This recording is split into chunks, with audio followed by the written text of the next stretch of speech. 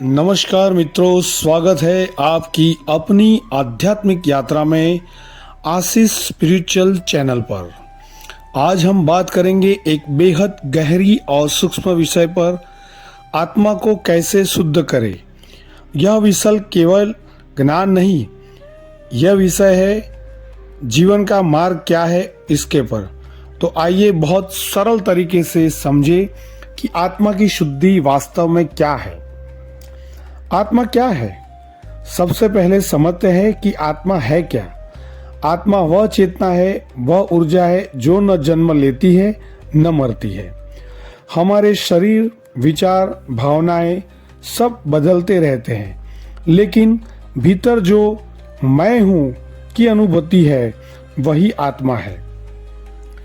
आत्मा का स्वभाव ज्ञान, दर्शन, आनंद और शक्ति होना है, परंतु यह स्वभाव तब प्रकट नहीं होता जब आत्मा कर्मों की परतों से ढक जाती है। इन्हीं परतों को हटाना ही आत्मा को शुद्ध करना है। आत्मा क्यों अशुद्ध होती है? आत्मा पर कर्म बंधने का मुख्य कारण है क्रोध, अहंकार, छल, लोभ, आसक्ति और राग द्वेष। जब भी हम किसी भी क्षण अपने भावों पर नियंत्रण खो देते हैं, तभी नए कर्म बंधते हैं और पुराने कर्म पक जाते हैं। उदाहरण के लिए, किसी ने कुछ कहा और हम तुरंत गुस्से में आ गए। यह गुस्सा भीतर अशांत लहरें पैदा करता है और आत्मा के प्रकाश को ढक देता है। आत्मा शुद्ध करने का पहला उपाय भाव परिवर्तन है। तो आत्मा की शुद्धि की शुरुआत होती है भावों से। यदि भाव पवित्र, शांत और निर्मल है तो कर्म अपने आप ढीले पड़ने लगते हैं। हर सुबह 2 मिनट अपने आप से कहें, आज मैं किसी से क्रोध नहीं करूंगा, आज मैं किसी को दुख नहीं पहुंचाऊंगा, आज मैं अपने भीतर शांति और करुणा को जगाऊंगा। यह छोटा सा संकल्प आत्मा को भीतर से हल्का करता है। ध्यान शुद्धि का सबसे शक्तिशाली माध्यम है। ध्यान वह प्रक्रिया है जिसमें आत्मा अपने वास्तविक स्वरूप के करीब पहुंचती है। जब हम कुछ मिनट भी शांत होकर बैठते हैं और अपने सांसों पर ध्यान देते हैं, तब विचारों का तूफान धीरे धीरे शांत होने लगता है। धीरे धीरे अंदर एक दिव्य शांति उतरती है। यही अवस्था आत्मा की सफाई करती है। ध्यान करते समय आप यह मंत्र भी जप सकते हैं, ओम शांति हम, शांति हम, शांति हम।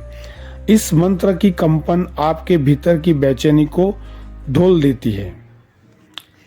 क्षमा आत्मा का वास्तविक स्नान। दुनिया में कोई स्नान इतना पवित्र नहीं जितना क्षमा का स्नान। जिस दिन हम किसी को मन से क्षमा कर देते हैं, उस दिन आत्मा हल्की हो जाती है, जैसे सालों का बोझ उतर गया हो। क्षमा का अर्थ है, मैं तुम्हारे प्रति न कोई राग रखता हूँ न द्वेष। तुम भी पवित्र आत्मा हो, मैं भी पवित्र आत्मा हूँ। शुद्धि का मार्ग क्या है? अहिंसा और करुणा।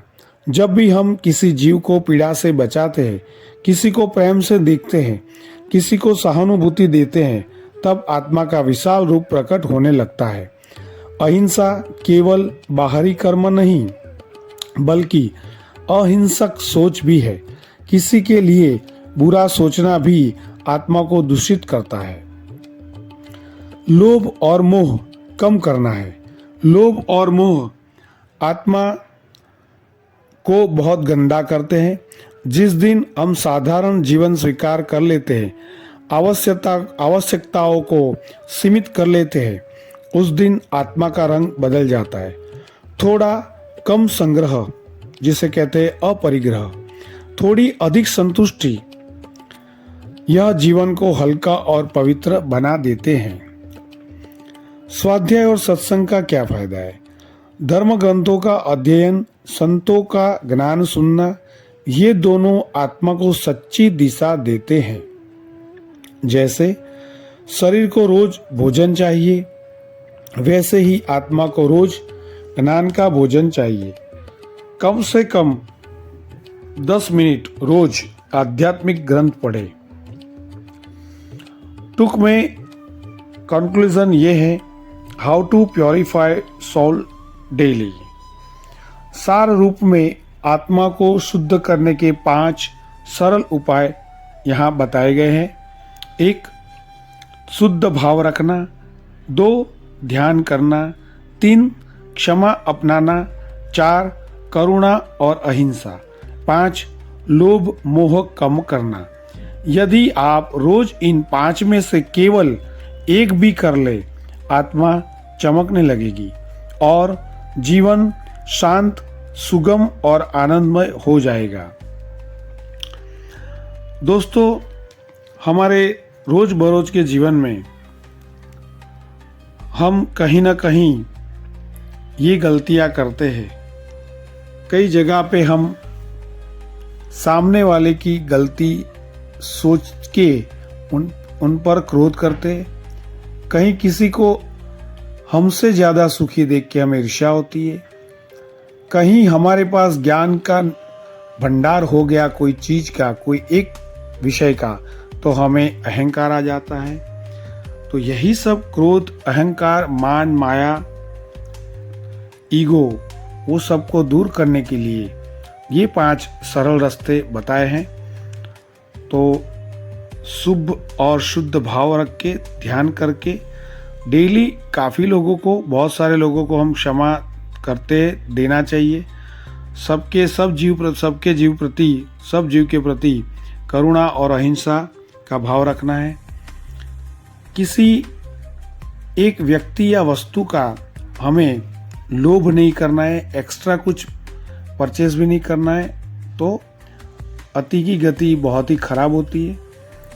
और किसी भी व्यक्ति या परिस्थिति में मोह पैदा नहीं करना है, इसकी आदत नहीं लगानी है। आसक्ति जिसको बोलते हैं, जो आ तो सकती है लेकिन जाती नहीं है, ऐसी आसक्ति यानी इच्छाएं नहीं करनी चाहिए।